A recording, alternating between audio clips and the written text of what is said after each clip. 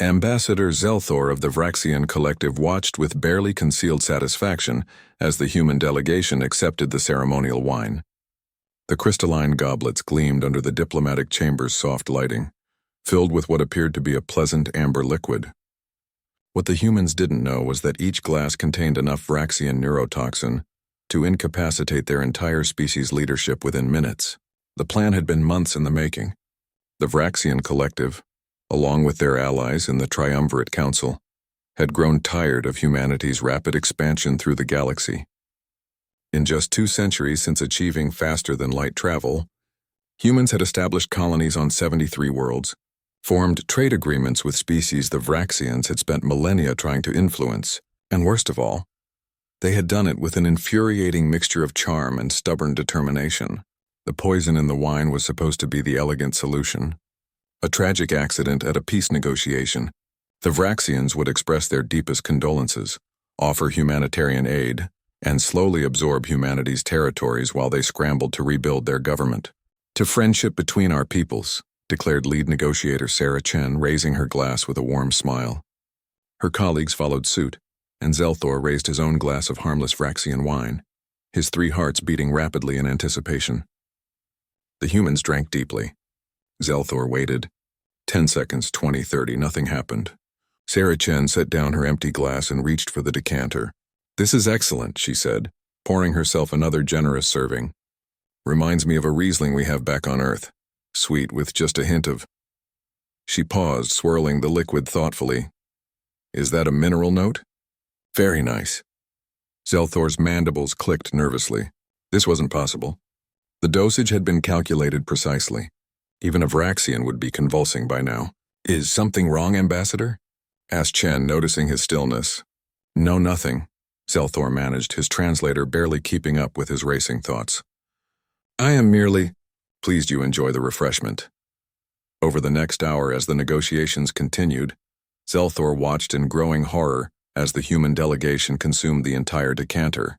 They showed no signs of distress. If anything, they seemed more relaxed and jovial as the meeting progressed. One of them, a man named Martinez, even complimented the wine's smooth finish and asked if it was available for export. When the humans finally departed, Zelthor immediately contacted the collective's biotoxin division. "The poison failed," he hissed into his communicator. "Explain." Chief Scientist Velka appeared on the screen, her bioluminescent patches flashing in confusion. "Impossible. That compound breaks down neural pathways in every known carbon-based life form. We tested it on specimens from 40 different species." "Well, you forgot to test it on humans," Zelthor snapped. "Run a full analysis. I need to know why they're still standing." The investigation that followed would become legendary in collective records. After acquiring human biological samples through diplomatic channels, the Vraxian scientists made a series of increasingly disturbing discoveries. First, they found that human livers were extraordinarily efficient at processing toxins. Then they discovered that humans had been voluntarily consuming poison for recreational purposes for thousands of years. Ethanol, capsaicin, caffeine, theobromine. The list went on. "They drink a neural suppressant called alcohol for fun," Velka reported, her voice hollow with disbelief. "Their festivals involve competitions to see who can consume the most. They have thousands of different varieties. Some of their beverages are literally distilled to be as toxic as possible, while still remaining technically non-lethal." "But the neurotoxin," Zelthor began. "Their tolerance is built up from birth," Velka interrupted. "Human infants consume a compound called lactose that would cause severe digestive failure in most species. As they age, they intentionally expose themselves to increasingly dangerous substances. They eat plants that evolved defensive poisons specifically to avoid being eaten. They ferment foods until they're teeming with bacteria. One of their most popular beverages contains enough stimulant to cause cardiac arrest in a Vraxian, and they drink it every morning." Zelthor felt a sinking sensation in his thorax.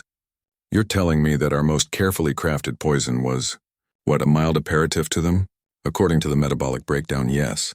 The compound we used shares similarities with ethanol at the molecular level.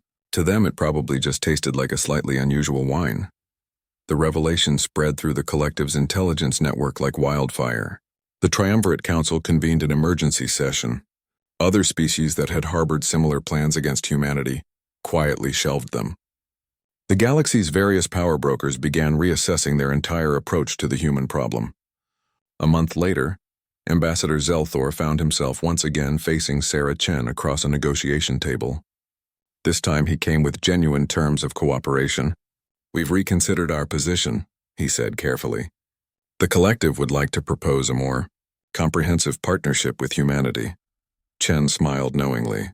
She set down a small flask on the table between them. "Before we begin, Ambassador, I brought you something. A gift from Earth. It's called whiskey. 150 proof." Zelthor stared at the container as if it might explode. "Don't worry," Chen added with a glint in her eye. "We'll start you off easy. Maybe just a sip.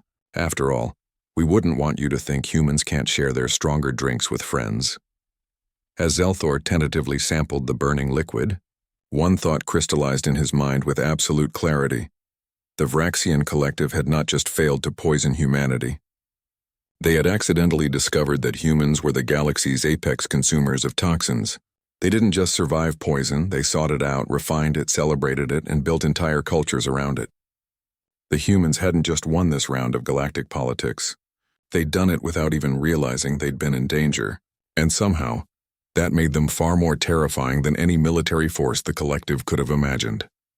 In the years that followed, the story of the failed poisoning became a cautionary tale across 100 worlds. Never underestimate a species that considers poison a recreational beverage. And never ever try to outdrink a human.